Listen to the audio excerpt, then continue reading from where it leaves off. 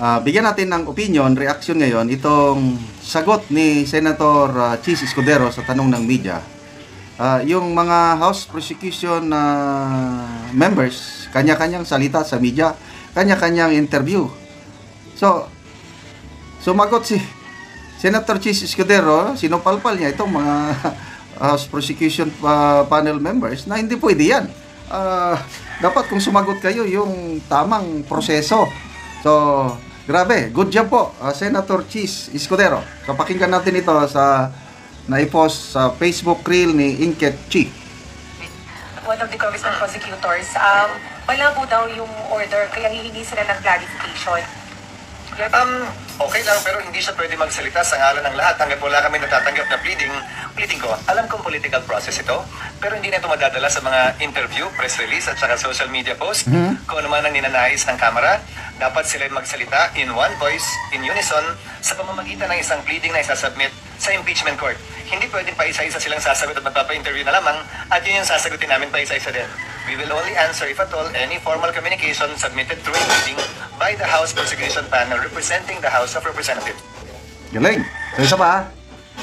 Sabi ni Congressman Arnan Panaligan, one of the congressman prosecutors, malabo daw yung order, kaya hihingi sila ng clarification. Yung order na sinasabi na malabo, may dalawang order kasi ang impeachment court. Una, certification, mag-submit ang Kamara ng certification na walang na-violate na provision sa Constitution ang impeachment case. So, sa mga press release o pahayag ng Kamara, meron na daw House Resolution certifying na walang na-violate. Kailang, as of na wala pang na-isasubmit sa impeachment court.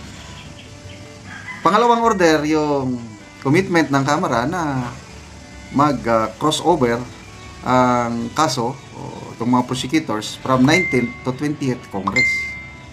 So sinasabi nila, again, palaging interview, press release na malabo kasi hindi pa naman daw na nakukonvene ang 20th Congress, malabo. So palaging ganun na lang, kanya-kanyang salita. Tama naman, to me, opinion ko, tama yung sabi ni Senator Escudero na sila, prosecution panel as a whole, mag-submit ng formal document. Pleadings pala ang tawag dun. Mag-submit ng pleadings sa impeachment court na nagtatanong, nagkla-clarify para officially masagot din ng impeachment court yung clarification nila. Di ba ganun lang? Make it formal, black and white. Hindi yung palaging salita na lang sila sa media. Okay. So, ngayon, dahil ang dami nilang nagsasalita, no, nakaisip sila na kumuha ng spokesperson ang Kamara, yung House Prosecution Panel, si Attorney Bukoy. Nakalimutan ko yung first name niya. Na grabe, matapang. Binabara niya, sinusupalpal niya si Senator Escudero. Mali yan, ginagawa niyo, something like that. Well, yung isa kong kaibigan, nag-message sa akin na palaban itong spokesperson ng gobyerno, sir, sabi niya, Auntie Claire, Abante, itong si Bukoy, palaban. Matatalo sila dyan sa impeachment trial kung ganyang mga salita nila na parang binabatikos nila ang impeachment court. Sabi ko, agree ako niyan. Kasi, prosecution panel sila, tapos babatikusin mo ang babatikusin mo ang mga judges. Political process ito eh. Pag nasaktan, na-offend ang isang senator judge, baka yun ang dahilan, baka matalo sila at papaboran ng senator judge ang kabilang kampo dahil sa palagi lang batikos ng So, mas mabuti pa ang ang Senate spokesperson, si Attorney Tungol, Reginald ba ang pangalan? Very professional magsalita. Pinapakinggan ko siya.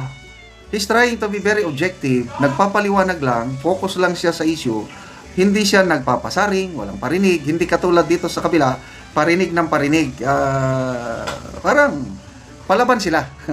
Bakit hindi nila gayahin ang spokes? Kaya saludo ako, pasalamatan natin ang mga senador, ang mga senator judges, of course, si Senator Escudero, good choice. Yung pinili nila si Attorney Tungol, nakaka-enlighten. May matutunan tayo sa mga sinasabi ni Attorney Tungol. Maganda yung pagkasabi, hindi siya palaban. Kaya Hindi katulad dito sa tatlong spokesperson sa gobyerno na puros na lang away. Okay. So anyway, magbasa lang tayo sa mga comments dito. Well said, sir, sabi ni Regina Acosta. Tama, Cheese. Tapos, good job. Trust the process. Go, Senator Cheese. That's how mess up HOR is. Wala na, nagkabulbul na daw ang House of Representatives. Tapos, Chris Lo. Love ko talaga to si Senator Cheese. Alang pakialaman. Bogart Canovas. Tama ka, Cheese. What ginagawa ng Congress ay nagbibigay lahat sila ng statement na dapat isa lang magsasalita. Kala ko ba nandyan si Spokes Abante? So why no si Abante? Anyway, may spokesman na sila. Kaya sana naman yung spokesman nila para mas maganda ang dating.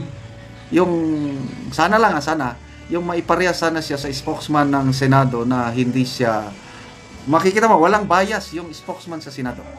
Ang kanya lang yung ipaliwanag, enlighten ang nanonood sa kanya, nakikinig, na wala siyang bias ba kung pro Duterte o anti Duterte. Ang gandang makinig sa mga spokesperson na ganun. Okay, salamat mga kaibigan sa inyong pagsubaybay sa ating channel. Nakakatulong kayo na malaki sa tribong Talandig ng Bukidnon dahil ang sweldo po natin sa channel na ito, pantulong natin ito sa tribo. Sa ngayon, namimigay tayo ng libreng yero at pako para maayos, ma-repair ang mga sira-sirang bahay or kaya makapagpatayo ng bagong bahay ang mga miyembro ng tribo na nakikitira lang sa bahay ng kanilang magulang or kamag-anak. Panoorin nyo ang video na ito. Paglista, pili.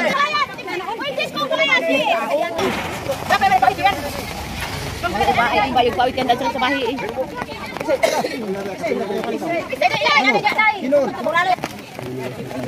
Yung may tatulong ko sa... Sis, ang puti yung pagtaas. Sino hindi ay? Muna ni ang ipambugpos sa ngayero ang atag sa mga tao. So, dagan dito sila kay Lubinta Kabalay ang tabangan og yero. Ikwan yan. Sakto ko na rin. Lalipat eh.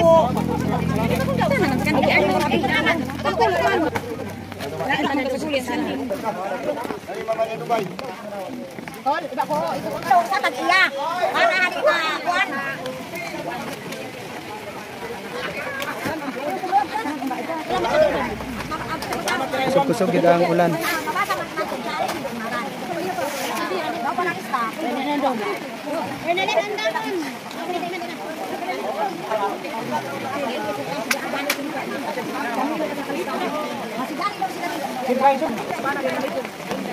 Hari nutik pa kayo sa payong bigyan para takap. Trinidad.